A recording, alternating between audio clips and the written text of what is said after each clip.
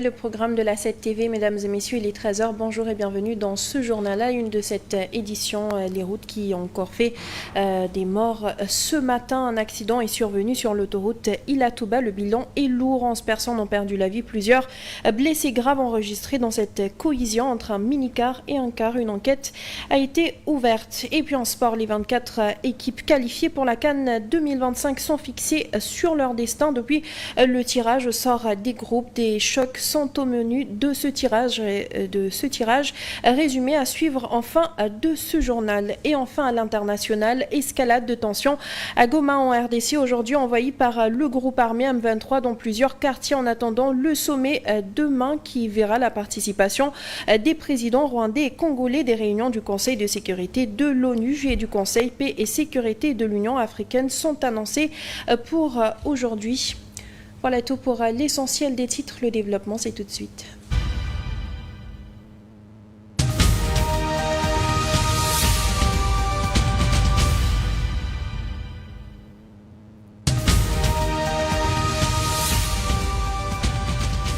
Nous l'annoncions à l'instant, ce mardi matin, un accident grave est survenu sur l'autoroute Ila-Touba. Selon les premières informations, il s'agit d'une collision entre un minicar et un car. L'incident a eu lieu peu avant 7 heures lorsqu'un minicar de 14 places circulant à vive allure a percuté un véhicule de transport en commun en panne stationné sur l'autoroute. Les victimes revenaient du Magal de Kazorajab. La collision a causé des dégâts matériels considérables et les secours arrivés rapidement ont constaté plusieurs pertes en vie humaine ainsi que de nombreux blessés graves. Les témoins sur les lieux affirment que l'excès de vitesse est l'un des facteurs majeurs de ce drame. Les autorités ont ouvert une enquête pour déterminer les causes exactes de l'accident.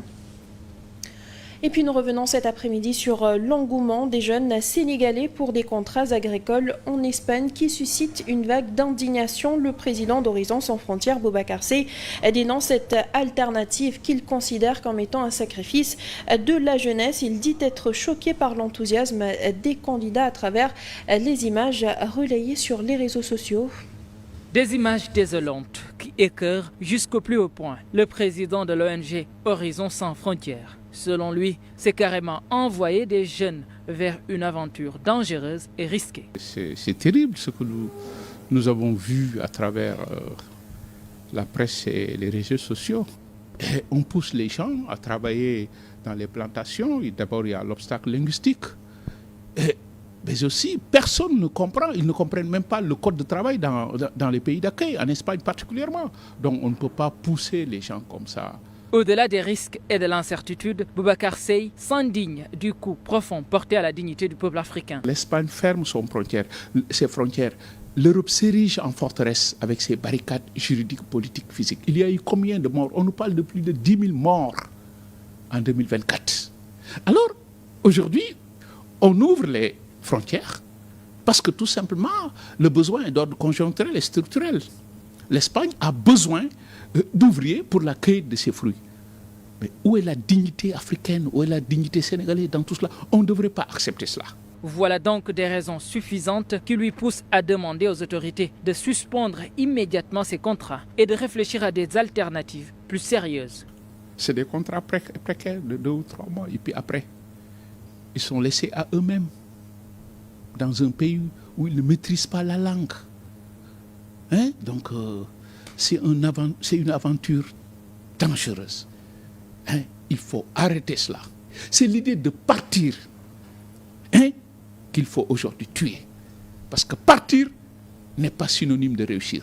Une jeunesse qui se rue ainsi vers l'étranger pour aussi peu que du travail agricole est signe d'un espoir qui s'affaisse davantage vis-à-vis des perspectives de son pays. Surtout que cette même jeunesse a majoritairement porté le projet qui a conduit les nouvelles autorités au pouvoir.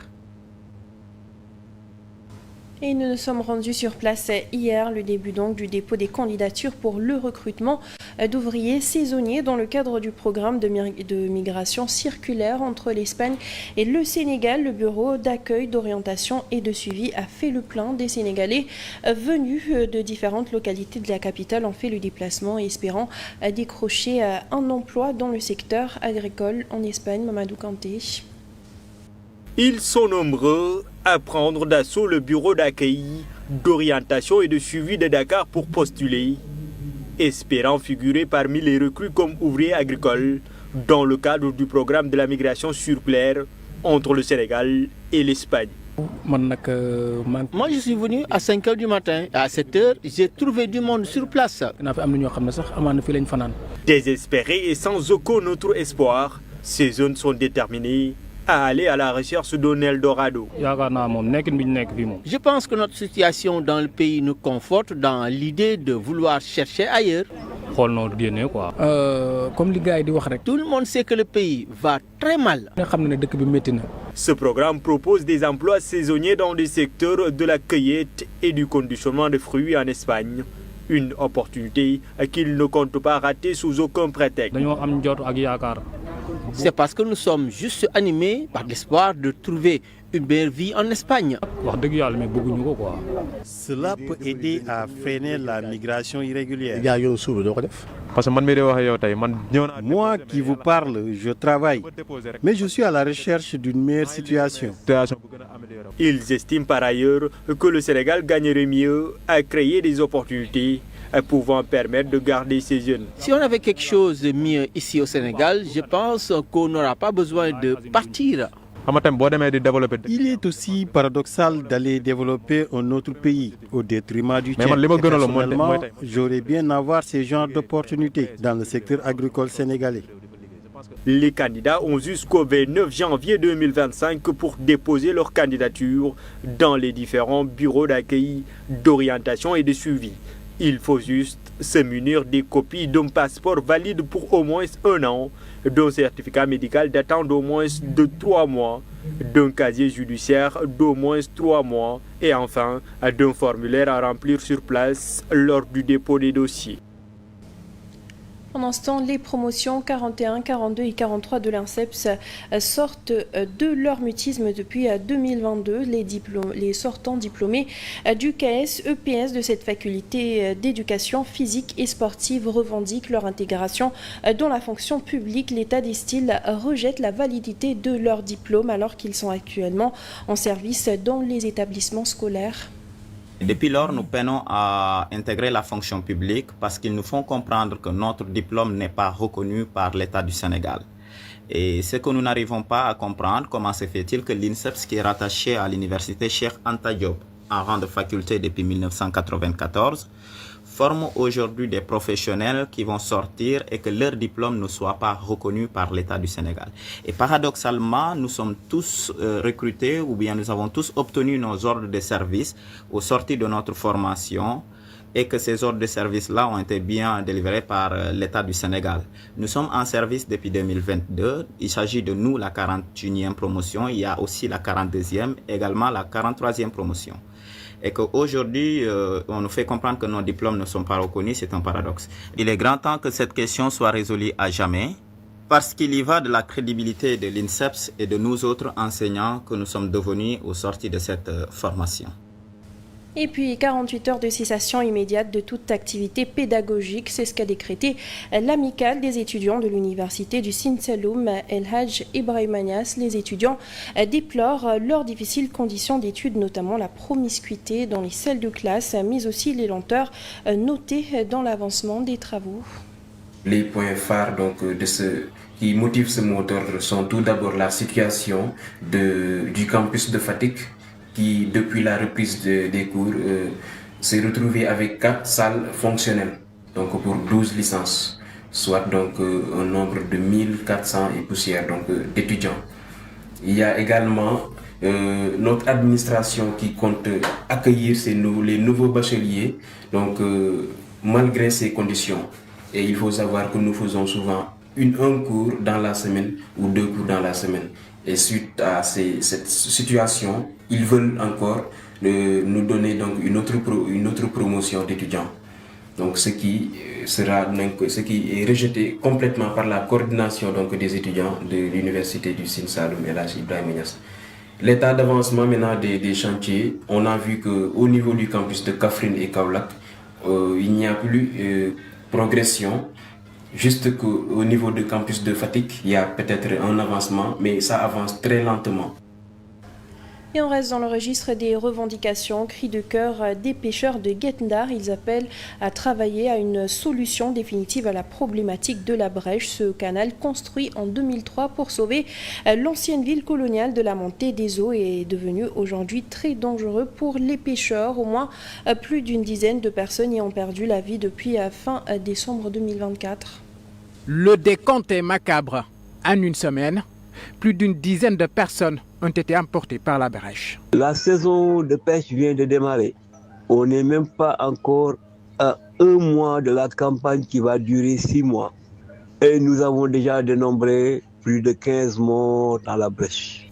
Creusée en 2003 pour faire face à la montée des eaux qui menaçait sérieusement la ville coloniale, la brèche ne mesurait que 4 mètres de largeur. Aujourd'hui, ce canal de délestage a fini de grignoter la bande de terre qui sépare le fleuve et l'océan Atlantique. Cette brèche que le gouvernement d'alors avait creusée en 2003 pour sauver Saint-Louis des inondations. Cette brèche qui est de 4 mètres est aujourd'hui large de plus de 15 km. Cette brèche a fait aujourd'hui plus de 650 morts. En 22 ans seulement, plus de 600 morts. Alors, même si les risques d'inondation sont atténués, un nouveau problème s'est créé, occasionnant fréquemment d'accidents mortels. Les pêcheurs saint-louisiens appellent l'État à trouver des solutions à la brèche, devenue leur pire cauchemar. Ce drame que vit Guet-Ndar, de 2003 à nos jours, d'aucuns ont perdu leurs frères, d'autres leurs fils, d'autres leurs maris. Et ça continue jusqu'à quand? La pêche est la principale source de revenus des habitants de la Langue de Barbarie, une activité aujourd'hui risquée avec cette brèche devenue un piège mortel. On revient dans la capitale. La mairie de Dakar-Plateau a procédé ce lundi à la distribution de subventions à 36 lieux de culte, des mosquées, des églises et des temples qui ont reçu chacun des sommes allant de 1 à 3 millions de francs CFA, ce afin de les aider à mieux fonctionner. Il s'agit d'une traditionnelle cérémonie de distribution de subventions destinée aux lieux de culte de la circonscription de Dakar-Plateau. La mairie a débloqué un montant de 50 millions de francs CFA, distillés dans des chèques en banque. Nous en avons à peu près 36 au plateau et nous tenons à ce qu'il y ait aussi de la participation de la commune, qui est le bien commun, au fonctionnement de ces lieux de culte, parce que la religion c'est important. Nous sommes là pour l'équilibre des populations et c'est l'un des éléments majeurs pour l'équilibre d'une personne, c'est sa foi. L'ensemble des mosquées qui sont ici, les églises, les temples, tous ces lieux ont reçu la contribution de la commune. Un geste bien apprécié des bénéficiaires à qui l'argent sera très utile. Nous remercions le maire, nous sommes contents. Il aide beaucoup les mosquées. Chaque année, il ne se lasse pas de nous soutenir financièrement. Nous recevons rarement des aides de ce genre. Je ne peux que m'honorer de ce geste et de cette invitation qui m'a été faite et qui a été faite surtout à l'église ou à la paroisse du Sacré-Cœur que je représente ici. Nous avons le projet de paver la devanture de l'église et de changer les portes de l'église. Je pense que cette subvention vient à point nommé et nous aidera justement donc à régler ces questions-là. À l'instar des mosquées, des temples et des églises, la municipalité assure que les daras recevront aussi leur part. La mairie de Dakar-Plateau compte également élargir ses actions à d'autres domaines. Très rapidement, condamné à 2 mois ferme pour insulte par le biais d'un système informatique et discours contraire aux bonnes mœurs, Moustapha Diarraté, l'ancien président du groupe parlementaire Benno Bokk Yakaar, est sorti de prison la semaine dernière. Il est annoncé qu'il fera face à la presse ce mardi. Le lieu et l'heure n'ont pour l'instant pas été indiqués. On passe tout de suite au sport. Les 24 équipes qualifiées pour la CAN 2025 sont fixées sur leur destin depuis le tirage au sort des groupes qui s'est déroulé hier à Rabat, à moins d'un an du début de la compétition au Maroc. Des chocs sont au menu de ce tirage. Le pays hôte hérite du Mali, le Sénégal jouera la RDC et l'Algérie va retrouver la Guinée équatoriale. Le choc au sommet de ce premier tour va opposer la Côte d'Ivoire au Cameroun.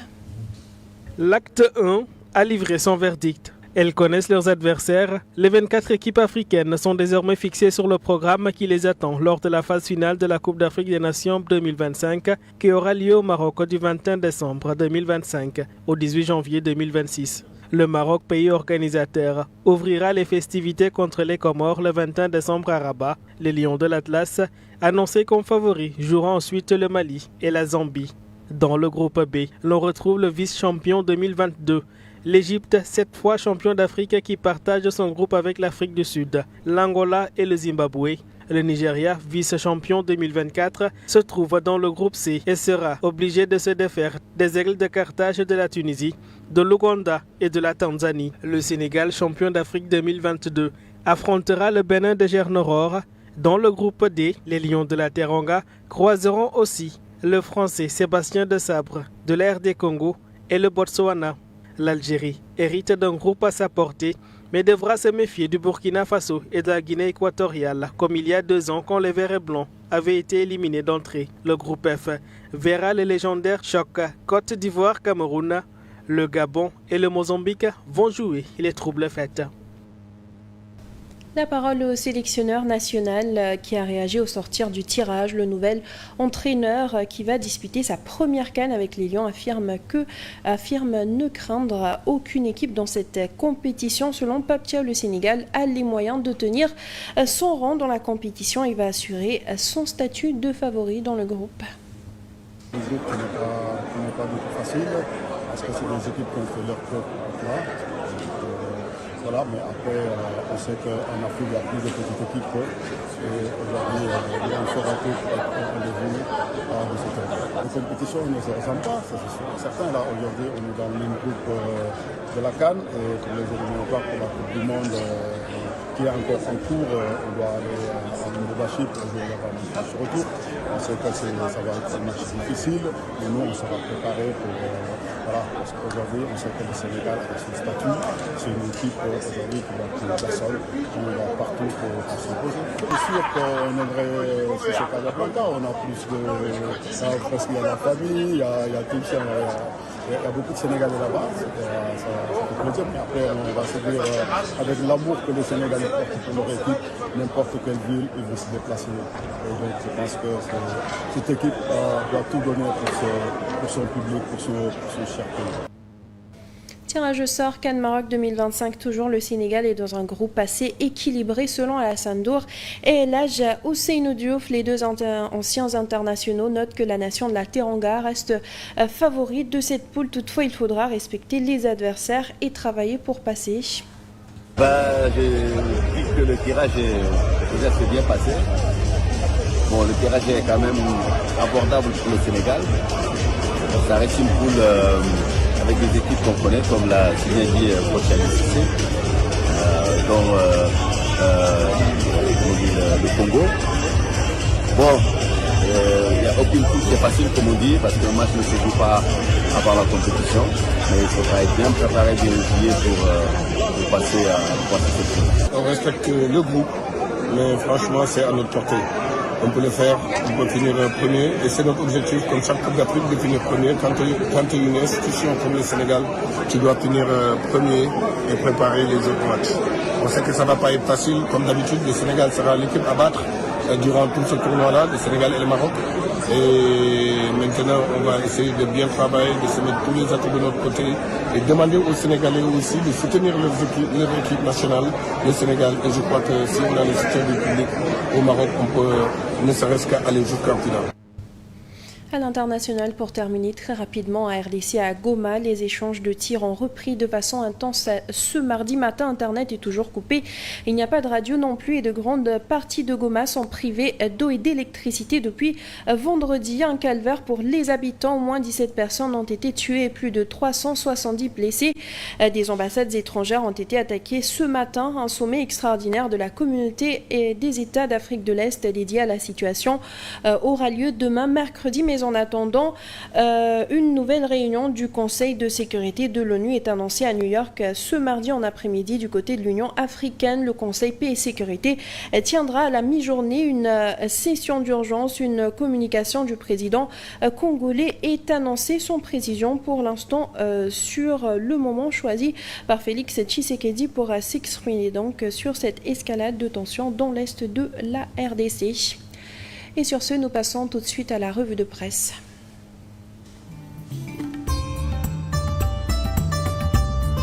Bonjour. Les images des jeunes devant les tribunaux et les bureaux d'accueil, d'orientation et de suivi espérant relier à l'Espagne dans le cadre de la migration circulaire font la une des journaux parus ce mardi.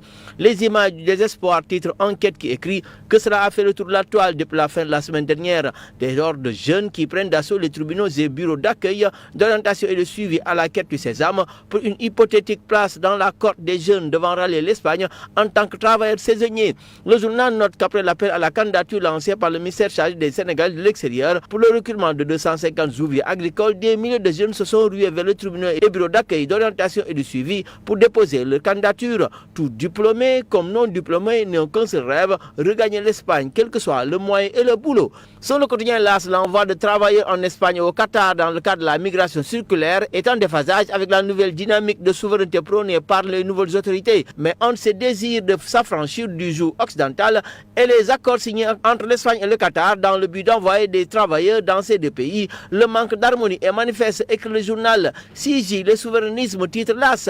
L'info révèle que cette ruée vers la migration circulaire a entraîné des critiques acerbes contre le régime. Selon Boubacar Sey de l'ONG Horizon Sans Frontières, qui s'occupe des questions migratoires, ce qui se passe, c'est une honte pour le Sénégal et c'est pour l'Afrique. Des images nous interpellent tous. Ce sont des images qui ne sont pas bonnes pour le Sénégal, dit-il. Dans le journal, le député de l'opposition Abdou Mbow estime que la fuite des jeunes vers l'Espagne sonne comme un aveu d'échec et surtout d'impuissance. Dans Vox Populi, c'est Abdou Mbow qui monte au créneau et indique que c'est une trahison de Pastef et la Espagne. Jeunes et moins jeunes prennent d'assaut les bureaux d'accueil et d'orientation, les tribunaux et les structures de santé. L'énergie du désespoir s'exclame le quotidien.